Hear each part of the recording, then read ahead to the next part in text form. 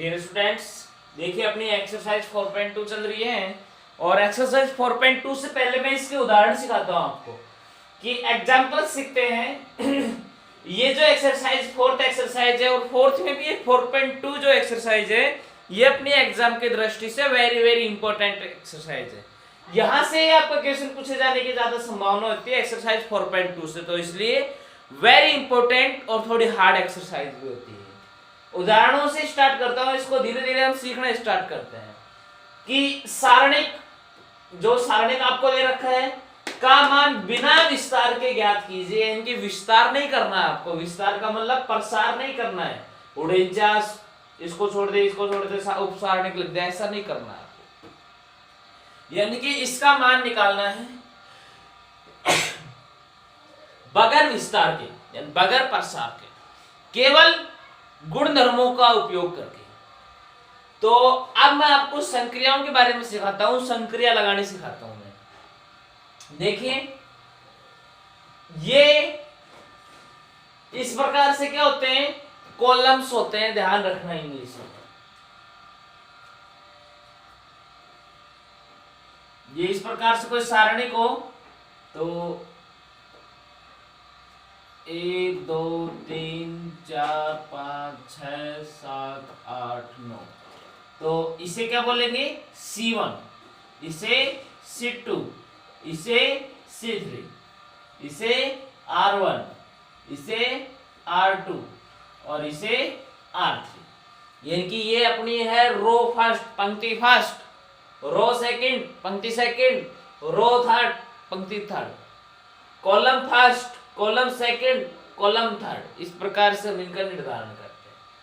अब मैं इसमें एक संक्रिया लगाता हूं कि पहले वाले में संक्रिया लगाता हूं C1 में।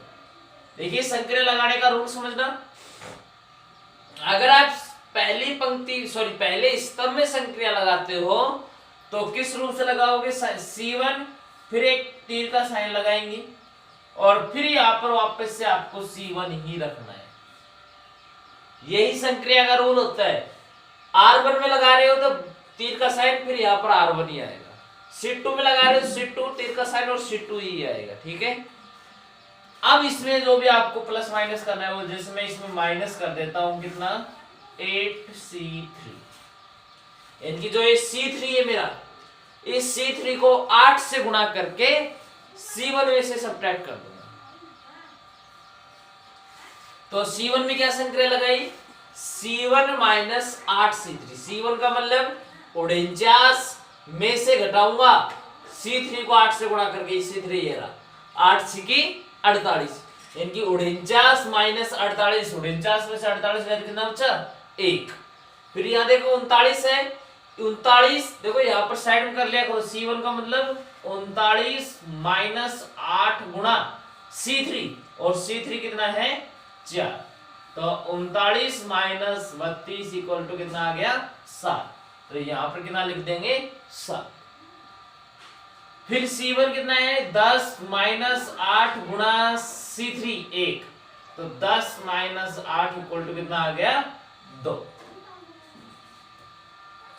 इस प्रकार से एक मैंने लगाई है इसके अंदर संक्रिया।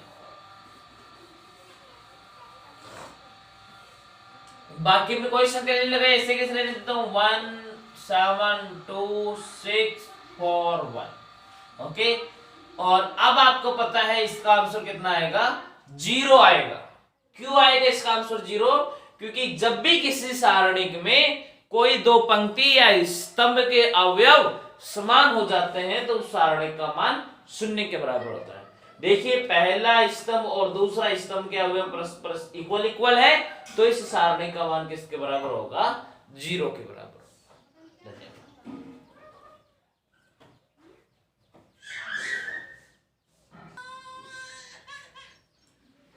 देखिए बच्चों अपना नेक्स्ट उदाहरण है उदाहरण नंबर 8 कि सारणिक 1 1 1 A B C B plus C C plus A plus B का मान बिना विस्तार के बताओ। इनके बगैर विस्तार के ही आपको इसका मान बताना है। यानी कि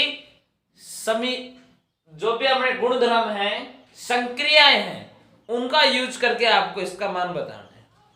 तो संक्रिया लगाते बेटा देखो यहाँ पर मेरे को एक संक्रिया नजर आ रही है कि इन दोनों को मैं जोड़ दूं, यानी कि C2 व C3 को अगर मैं आपस में ऐड कर दूं तो क्या बन जाएगा A plus B plus C. इसको जोड़ेंगे तो A plus B plus C, इसको जोड़ेंगे तो A plus B plus C, A plus B plus C, A plus B plus C, सारे सारे सेम सेम हो जाएंगे। ऐसा ही करते हैं कि इसमें मैं संक्रिया लगा देता हूं, C2 में संक्रिया लगा देता हूं कि C2 प्लस C3, यानी कि इस C2 में संक्रिया लगाई है और क्या संक्रिया लगाई, C2 में C3 को जोड़ देते हैं। तो 1 1 1 C2 में संक्रिया लगा दी है A प्लस C3, C3 क्या है B plus C, B plus C plus A, C plus A plus B, और ये B plus C, C plus A और A प्लस B।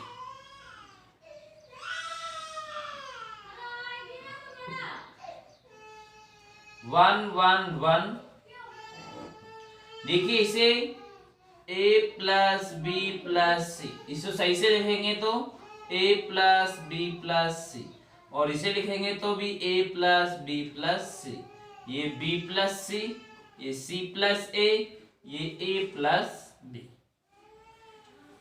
अब ध्यान दो यहां से देखो इस वाले स्तंभ से, सेकंड स्तंभ से A plus B plus C, A plus B plus C, A plus तीनों में है, तो यहां से मैं कॉमन निकाल सकता हूं क्या, A प्लस बी प्लस सी।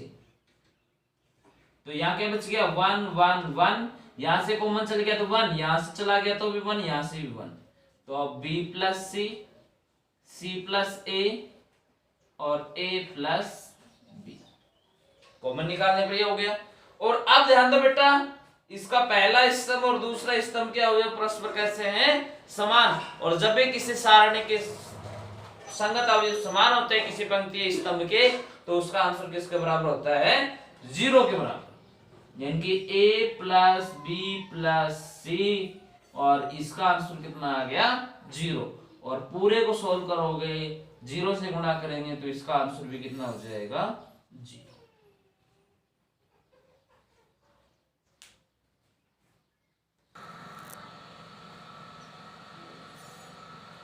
देखिए डियर स्टूडेंट्स, अपना उदाहरण नंबर 10 कि सारणिक A minus B, B minus C, C minus A, M minus N, N minus B, P minus M, X minus Y, Y minus Z, Z minus X का मान बिना विस्तार के सोल्व कीजिए।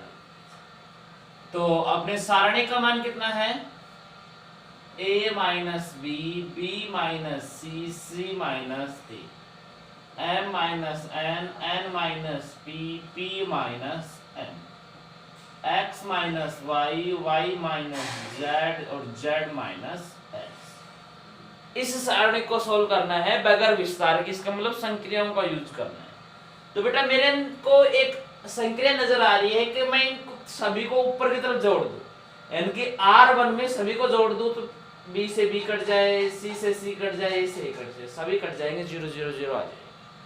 यानी कि R1 में जब संक्रिया लगाता हूं, क्या लगाता हूं, R1 plus R2 plus R3, ये तीनों को एक साथ जोड़ देते हैं। तो R1 में जोड़ दो बेटा A minus B plus B minus C plus C minus A, ऊपर की तरफ जोड़ दिया।